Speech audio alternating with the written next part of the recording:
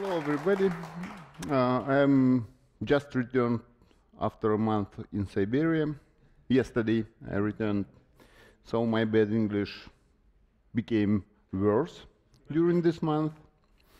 Also, 14 hours jet lag also helped me to present. But anyway, during this month, we finalized very interesting development, and I'd like to share it with you. Actually, this is about video quality. How to measure perceptual video quality without source file. Actually, you know, there are a lot of situations when you have no source file, which you may compare with the actual video, and you need to check how good it is. There are a lot of different. Let me start from the metrics which use source file. There are a lot of different metrics, and generally we are using PSNR, SSIM, and VMAF. PSNR is the most simple thing.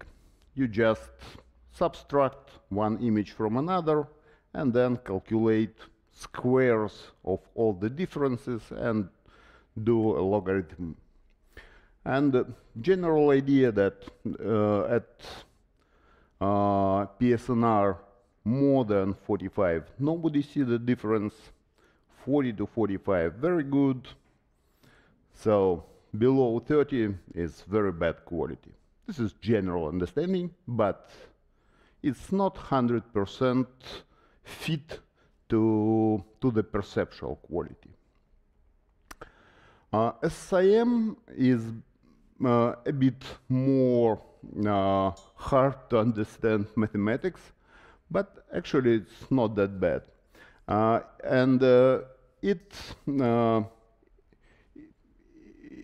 It's closer to human vision compared to PSNR, of course. And the third, VMAF. I even do not print there any formulas because it's about 10 times more than SSIM and 40 times more than PSNR. But it's very close to perceptual human quality. But again, all those three metrics need the source file to compare with the resulting one. So take a look on those two images. Image on the left is compressed, and on the right is original. PSNR between those two images is about 27.2, which is actually very bad quality. Here 27.2 and here 27.2 as well. If we check the real difference, so on those two pictures you see the real difference between two images, and it's actually you may understand why PSNR is the same, but it's for computer, for mathematics, but not for human eyes. So SSIM give a bit better assumption. It say that image on the left is bad and image on the right is complete junk. VMAF tell that image on the left is acceptable, while on the right is junk. So it's closer. And actually, when we are talking about some sort of estimation how good is video, we mainly working with VMAF. So again, all those three metrics are used source file to estimate quality.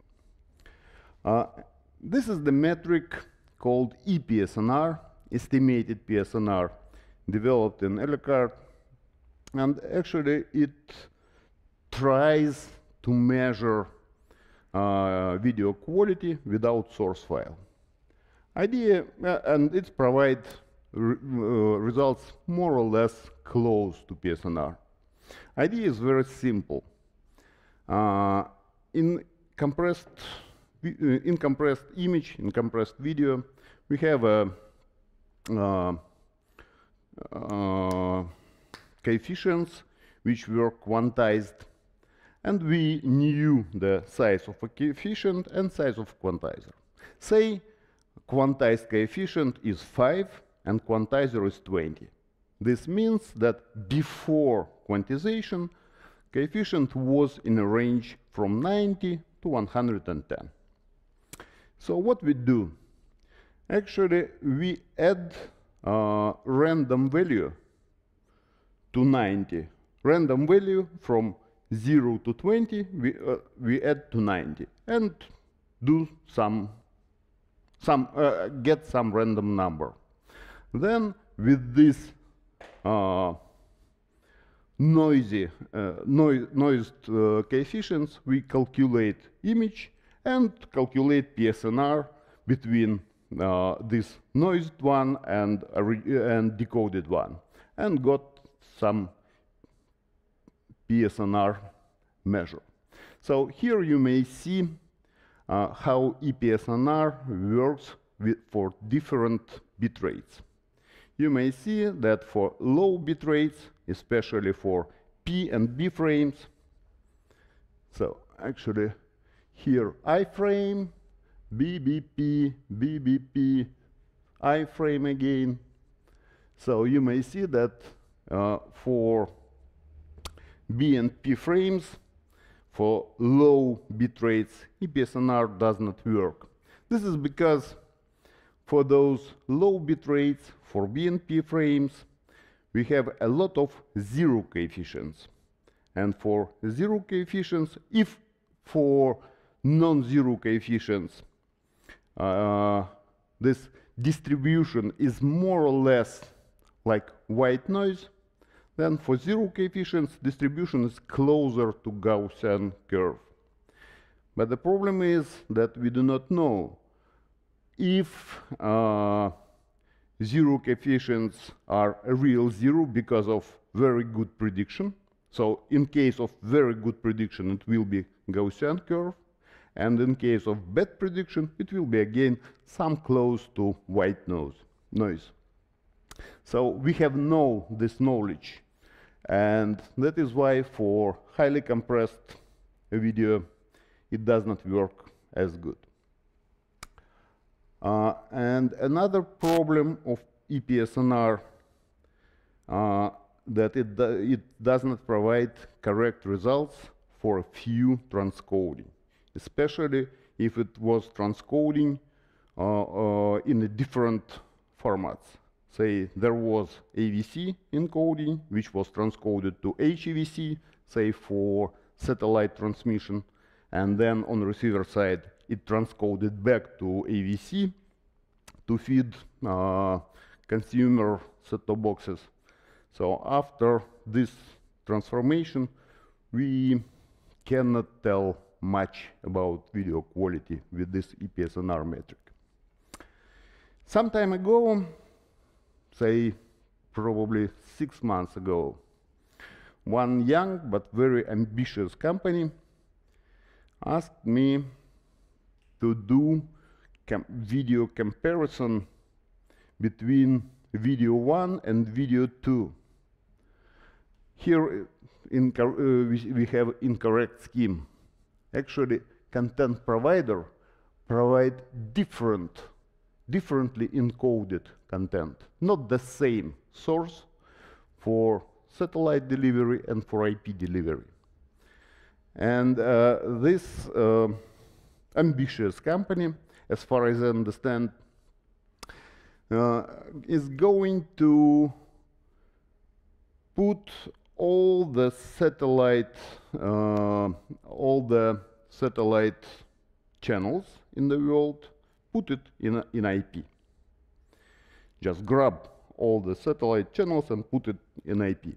And they are working with content providers, and they provide them some source video. And some another source video they provide to satellite delivery. What they want to compare here what is the difference between this delivery channel and that delivery channel. Actually, they just want to be not worse than satellite delivery. So we need to check the quality here, probably compared to the source which come from here, and to say if this video worse than this. So we decided to do some approaches without actual source video. So first one was, of course, EPSNR, which have some problems, and another approach is comparing Luma histogram. So here you see the more or less traditional Luma histogram and of a uncompressed image, and compare it to the lungs of heavy smoker. Sorry, this is from another. So compare it to heavily compressed image. So those two histograms, you may see that the left one could be easily described with a polynomial, probably of the 4th power. And what we do, we calculate the how to tell in English, I do not know. So the difference about approximation to the real data. And here as well, you may understand that if we are use polynomial of 4th power, the difference here will be much higher than there. And what we are basically going to do, we are going to do this approximation on original video and have some numbers, probably one number per frame, and then do the same on the resulting image, on two resulting images, and compare those numbers. And it works very good, but again we have some problems for predicted frames. Problem that this metric does not work in the same way for badly predicted images and for good predicted images. And actually we need to distinguish between those two. So we ran a lot of studies of different algorithms which are, say, non-reference algorithms. All of them are based on calculation of number of defects, like blurring, blockiness, whatever else. But you know, all those algorithms are badly distinguished original blur or original blocks in the video to the real things. So we decided to go a bit another way, to calculate a number of details in the image. So if we have some sort of original video, and we may calculate number of details, say per frame, per second, whatever else, we may compare this number with the resulting one. And we, first of all, I think, what does it mean, calculate number of details? Okay, let me do Fourier transform on a block level, say 16 by 16 or 8 by 8, and calculate number of non-zero coefficients. And it works, of course, but again, it does not work with predicted images. So we need to add prediction, motion estimation. But if we have Fourier transform plus motion estimation, actually we have the full encoder. So we tried to use an AVC encoder as a measure tool. So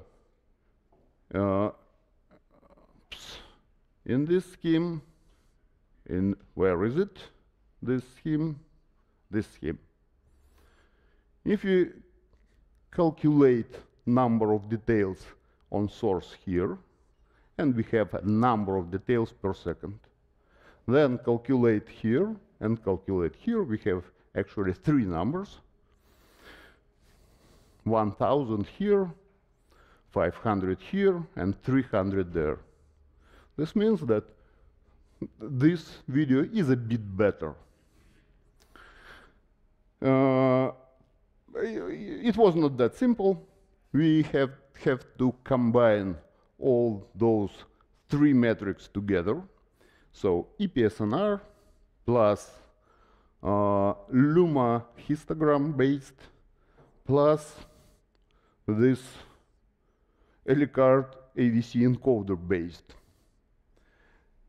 and got some percentage. Those percentage means how many details were lost from the source to target. So we calculate number of details, and at the end, number of details ratio. So this percentage, this number of details ratio. And here are some preliminary results for those stuff. On the left, NDR in percent, so how many percent of details are still there. And you may compare it with VMAF, with PSNR, and SSIM. Two bold lines shows those numbers for above videos with a lot of details and with low number of details. So NDR shows 2.2 and 69, PSNR 27 and 31. When I show you the images, it was 27 and 27, but it was for this exactly image. For the whole video, PSNR is 31, which is also very bad. VMAF shows 85, which is more or less good, and NDR shows 69, while SSIM for the whole video shows 0.93, which is far from good. These are just preliminary results. Right now, we are working with a group of 100 students who are watching video, checking, and then we do this matrix calculation. Right now, we have just a very simple thing. We use just multiplication of three numbers coming from three different algorithms. So we need to put some more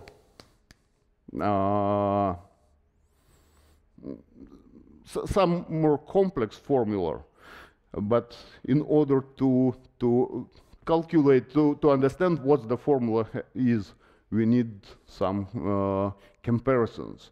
And I hope that probably to IBC, when we are going to present this development to wide public, we will have enough results, and our neural network, which are choosing correct formulas and correct coefficients, will finally provide us good enough results.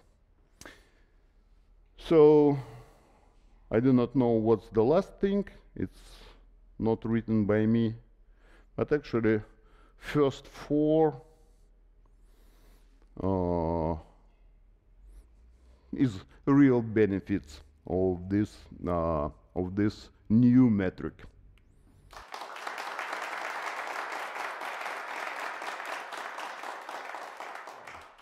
Actually, you need source video to compute ND metric, But you have no need in a source video to compare with the target. You need just actually 3 numbers from the source video, from each frame of the source video, compared to 3 numbers coming from the target video. And actually, the problem is that you need 2 videos in the common problem if you use reference model. You need to compare 2 full videos. So you need to deliver to one place and compare frame by frame. And also, in most cases, you need to compare aligned frames. And here we may compare just some per second thing. It could be not aligned. And you have no need in 2 videos in your lab. You may do it even on end-user set-top box, if it's powerful enough. Yeah, they have no need to be time synchronized. This, I told you, ambitious company, they received data from content provider, and they know for sure that it encoded in different way than it sent to satellite, say, to dish network. They can receive here video from dish, and they need to be sure that their video is not worse. And from here to here, it could be a few transcoders. So they compare video having one source, which is not the same, and need to know which encoding is better. So this is their problem. And as far as I understand, during this half a year, I was talking to different companies, and I understand that many of them need to solve about the same problem. We have actually 3 numbers. So number which we got from Luma histogram is an actual distortion. The number that we got from EPSNR is a quantization, like compared to the size. This quantizer compared to the size of original coefficient, and this some another side of distortion. And third one, that is AVC encoder, some modified AVC encoder, which do not do rate control, but encode all frames with a low coefficient. And actually, it shows exact number of details still in a picture. And combination of those 3 numbers give us those NDR metric. Actually, ND metric. And when we compare it for the source and target video, it is NDR, number of details ratio. And I think that's right now it's obvious for me.